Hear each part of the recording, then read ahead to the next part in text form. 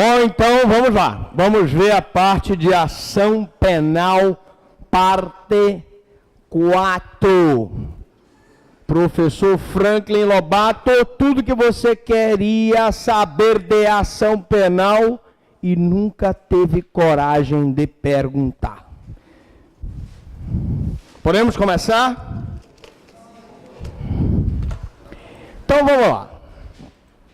Primeiro, o aditamento da queixa. Nas aulas anteriores, nós falamos da ação penal parte 1, parte 2, parte 3. E paramos justamente aqui, no aditamento da queixa.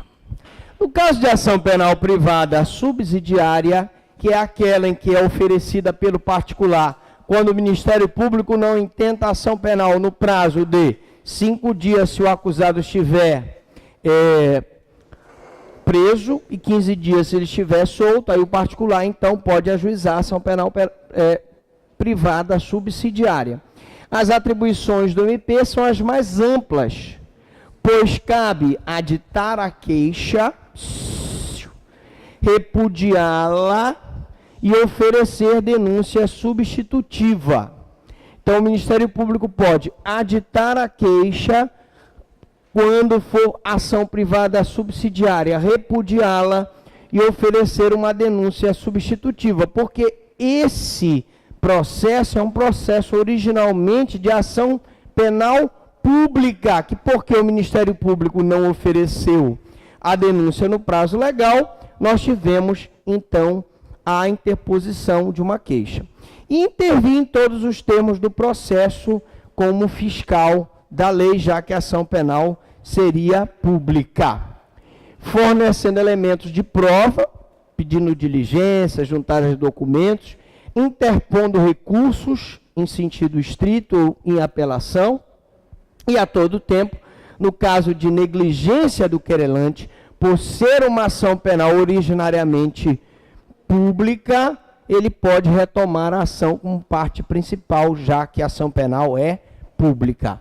O prazo para o aditamento da queixa é de 3 dias, assim como o aditamento da ação penal pública, eu tenho na queixa um prazo de 3 dias. A contar de quê? Contado da data em que o MP receber os autos. E se ele receber os autos e verificar que não tem na acusação privada circunstância implícita ou explicitamente necessária à acusação, ele vai fazer o aditamento da queixa. E se este não se pronunciar dentro do tríduo, ou seja, dentro dos 3 dias, se o Ministério Público não se pronunciar, entende-se que não tem nada o que aditar. Então, o que gera nulidade do processo não é a falta de aditamento, é a falta de concessão de prazo para que o Ministério Público faça o aditamento. Lógico, se nesses 3 dias ele não se pronunciar, entende-se que ele não tem, então, nada a aditar e vai se prosseguir nos demais termos do processo, que é originariamente de ação penal pública. Bom, não impede, porém, que diante de novos elementos se ofereça o aditamento tanto para complementar a acusação, como incluir coautores ou partícipes até o momento da sentença. Mas prestem atenção. Nós temos que ter em mente o seguinte: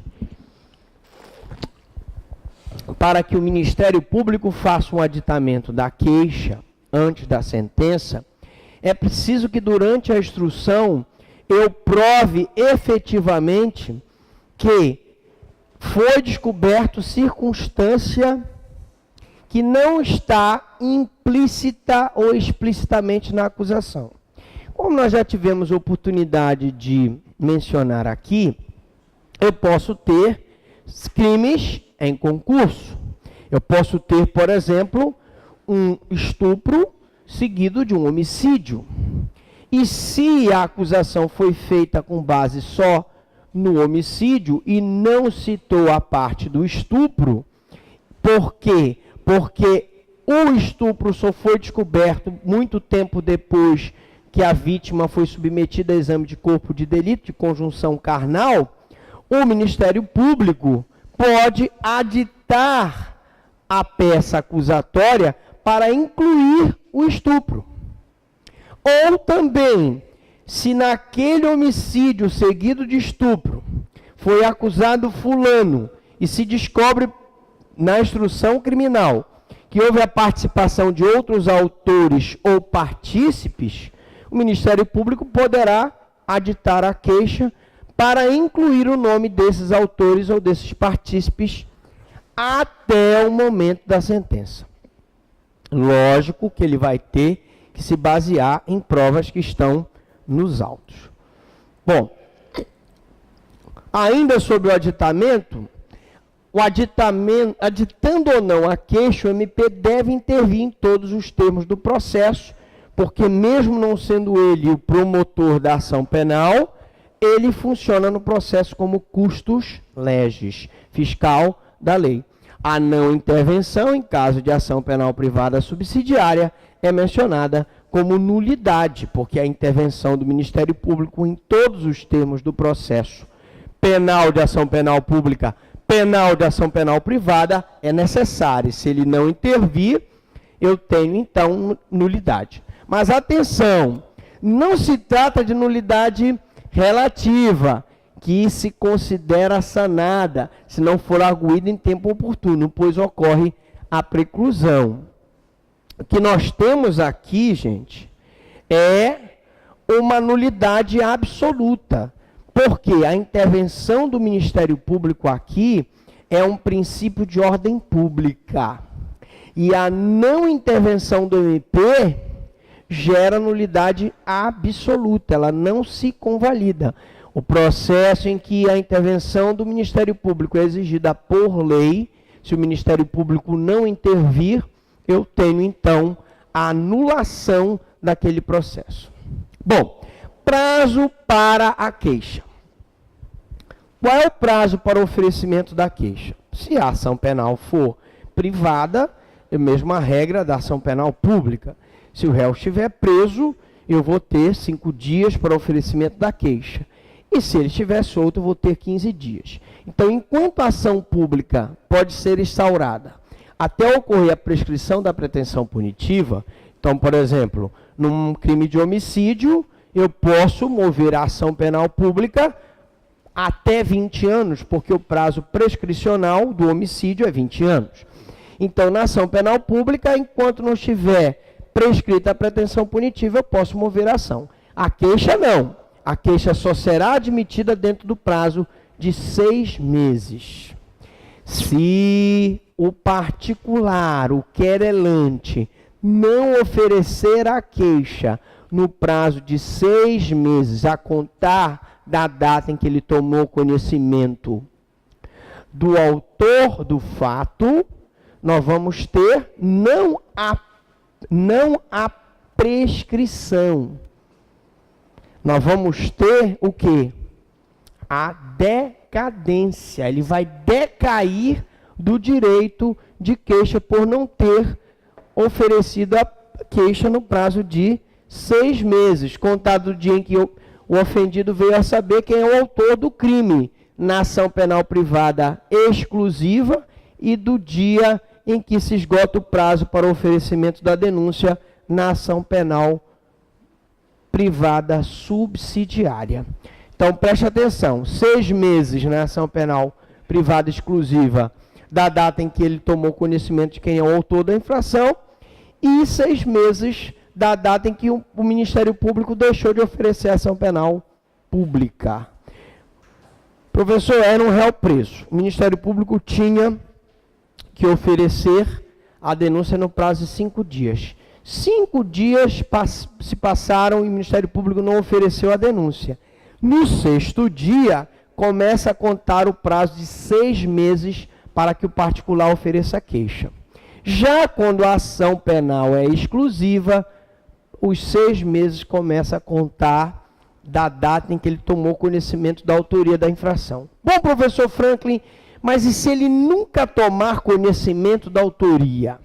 Ou se ele tomar conhecimento da autoria só 1 ano depois? Começa a contar o prazo de 6 meses, 1 ano depois que ele tomou conhecimento da autoria. Deu para entender isso? Tranquilo? Fácil? Bom, vocês já sabem, no primeiro NPC foi só facilidade. No segundo NPC vai ser absoluta maldade. Bom, caso de rejeição da queixa. Como nós vimos, nós temos os casos de rejeição da denúncia e agora nós vamos ver agora os casos em que o juiz pode rejeitar a queixa. Primeiro, caso de rejeição da queixa. O primeiro caso, quando o fato narrado na queixa evidentemente não constitui crime. Ora, se da narrativa dos fatos não se depreender que o autor, o querelado, praticou um crime de ação penal privada, eu não posso receber a queixa. Como também, quando não se adequar a nenhum tipo penal. O cidadão soprou na minha cara. Soprar na minha cara não é crime. Não é isso? Então, não sendo conduta típica, eu não posso receber a queixa. A queixa será rejeitada. B. Quando já tiver extinta a punibilidade, por exemplo, pela decadência. Mas eu posso ter a extinção da punibilidade pela morte do agente, pela anistia, pela graça, pelo indulto, pelo casamento do agente com a vítima. Professor, mas foi extinto, não existe mais casamento do agente com a vítima. Mas você há de convir, se for um crime de ação penal privada, o casamento do agente com a vítima e a vítima aceitando se casar com o agente de um crime, por exemplo, de calúnia, injúria e difamação, ou de um crime contra a propriedade intelectual, evidentemente que eu vou ter uma renúncia expressa, ou pelo menos tácita, de não querer mover aquela ação penal. Se ela está se casando com ele, eu vou ter aí uma renúncia tácita, praticando um ato incompatível com a vontade de processar o querelado. C. Quando a parte for ilegítima, e aí eu falo de ilegitimidade ad causam. Por exemplo, nem o Ministério Público pode mover a ação penal privada e nem o particular pode mover a ação penal pública, salvo nos casos de ação penal pública, privada subsidiária. Então, se eu tenho o Ministério Público movendo uma denúncia por queixa, vai ser rejeitada por legitimidade ad causam.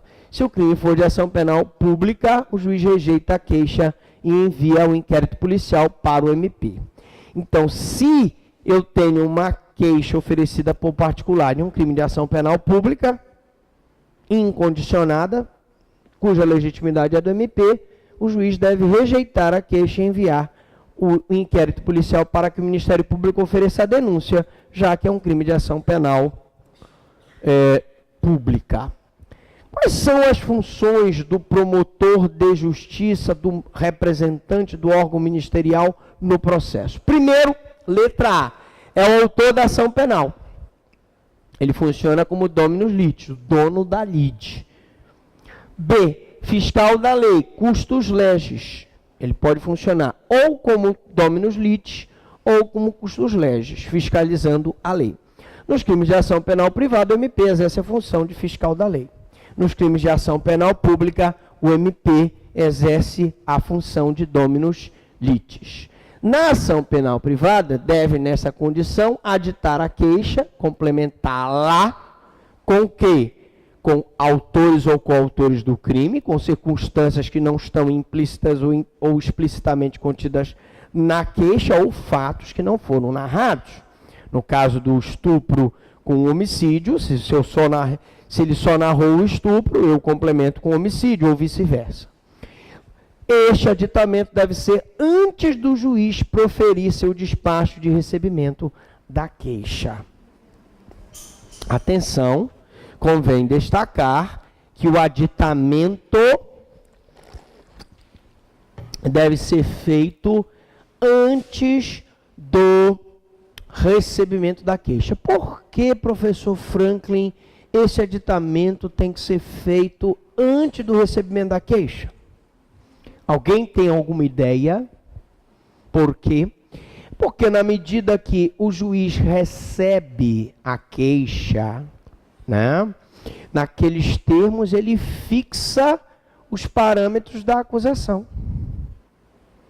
Depois de recebida a queixa, a acusação, se for por um homicídio, não pode incluir mais um estupro. E foi recebida a queixa. Queixa que eu digo na forma de ação penal, por exemplo, privada subsidiária, né? Você sabe que um homicídio e um estupro hoje tem que ser denunciado pelo Ministério Público, mas se o Ministério Público não o fizer no prazo legal, cabe ação penal privada subsidiária. Muito bem. Mas, ressalte-se, a partir do momento que o juiz recebe a queixa, ele delimita, ele cerca o perímetro em que o Poder Judiciário poderá se manifestar naquele processo, obrigando a parte, se quiser, ampliar a acusação, ou fazer um aditamento com a contrariedade, ou se utilizar de um outro processo para ampliar a acusação sobre aquela pessoa. Ok? Perdão. Vamos falar do perdão. Perdão, uma coisa tão bonita. Perdão é importante, como diz o filósofo, a vingança dói mais no vingador do que no vingado. Não é isso? A vingança dói mais no vingador do que no vingado.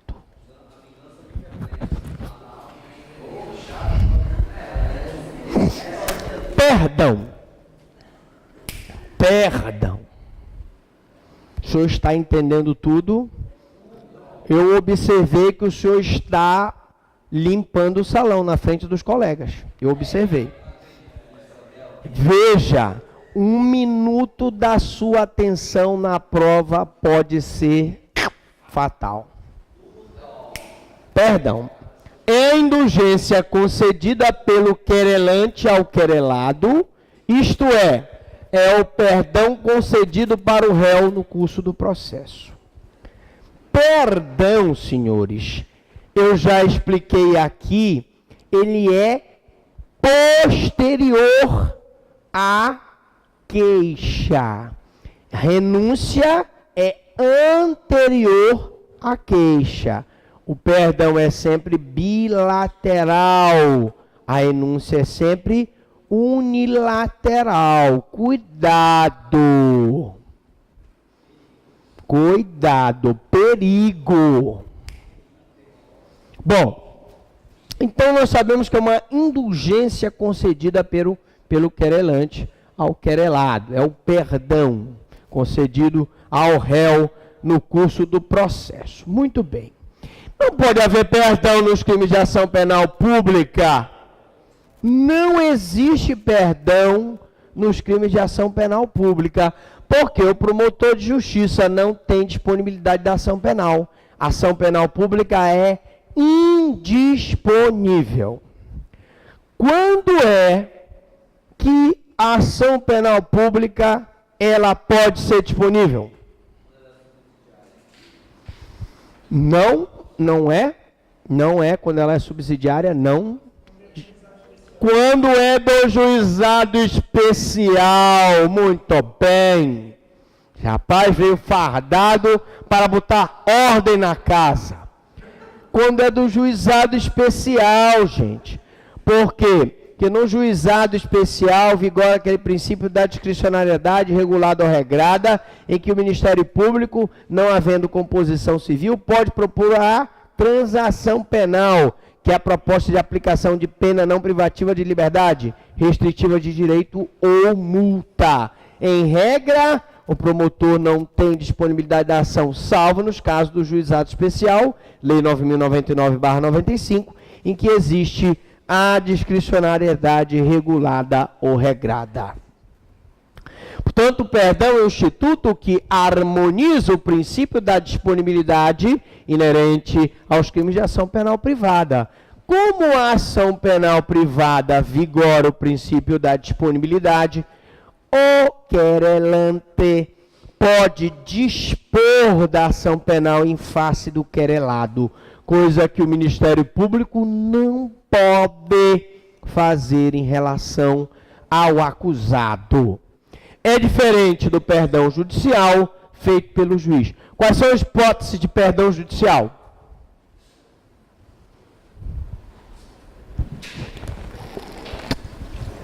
O que é perdão judicial? Ninguém sabe. Ninguém sabe.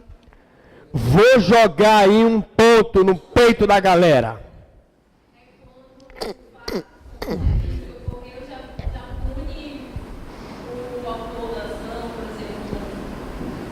Estava dirigindo empregado, não, empregado não,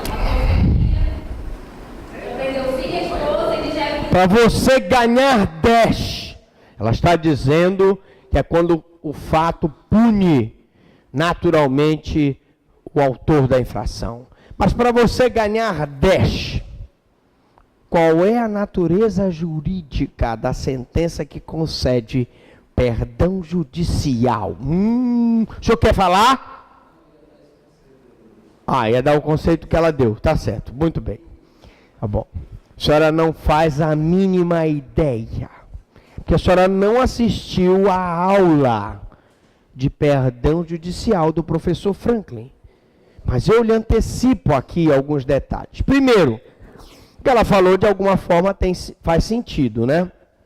O perdão judicial é concedido, por exemplo, nos crimes de homicídio culposo, não é um instituto concedido em crimes dolosos, tá? São concedidos em crimes culposos, quando o acusado, pela sua própria conduta, já foi punido naturalmente. Exemplo, o cidadão vai dirigindo um carro com a sua esposa, com as filhas, e lá tem o vaqueiro, lembra do vaqueiro na estrada de Araguaína?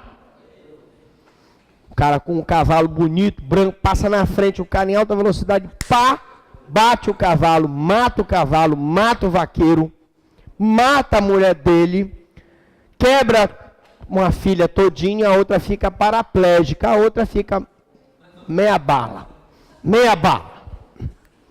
Nesse caso, senhores, eu tenho aí um homicídio culposo, ele já foi punido, a conduta dele matou a esposa dele, deixou a outra filha paraplégica, a outra filha meia bala, ele todo fumado também. Ele acha graça. Então, o juiz pode conceder o perdão judicial. Quanto à questão da natureza jurídica do perdão judicial, aí é uma situação mais complicada. Porque alguns entendem que a natureza jurídica seria sancionatória, outros entendem como o STJ que seria declaratória de extinção da punibilidade, e outros, já como Delmanto, entendem que a sentença seria absolutória.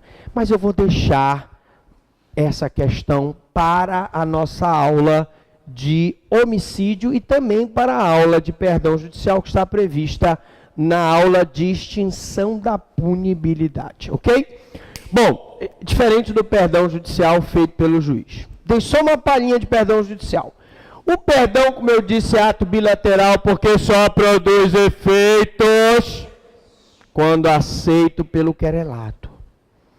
Quer dizer, professor Franklin, que só vale o perdão judicial se o querelado aceitar? Claro. Não adianta de nada você conceder o perdão e o cara diz para você, mas eu não tenho nada que aceitar o teu perdão, não fiz nada. Ele não aceita o perdão, não existe. Aquelas mulheres tinhosas que você chega, meu amor, me perdoa. E ela diz, não tenho nada que te perdoar, não fiz nada. Não é verdade? Muito bem. Mas o que eu quero dizer é que o perdão é bilateral. Ele só produz efeito se o outro aceitar, se o querelado aceitar. Diferente da renúncia, que é unilateral, pois não precisa ser aceita pelo querelado. Por que o querelado, gente, não aceitaria o perdão? Ele pode dizer, não, agora tu me processaste, tu ofereceste uma queixa contra mim, eu quero provar que eu sou inocente. Não quero teu perdão, não, eu quero provar que eu sou inocente. Beleza? Ok, alright. O perdão só extingue a punibilidade se for aceito pela outra parte. Perdão é causa instintiva da punibilidade, mas ele só produz o efeito de extinção da punibilidade se ele for aceito pela outra parte. Quando houver concurso de pessoas, atenção, pergunta de prova. Quando houver concurso de pessoas, o perdão produzirá efeito em relação a quem o aceitar, prosseguindo-se em relação aos demais que o recusaram.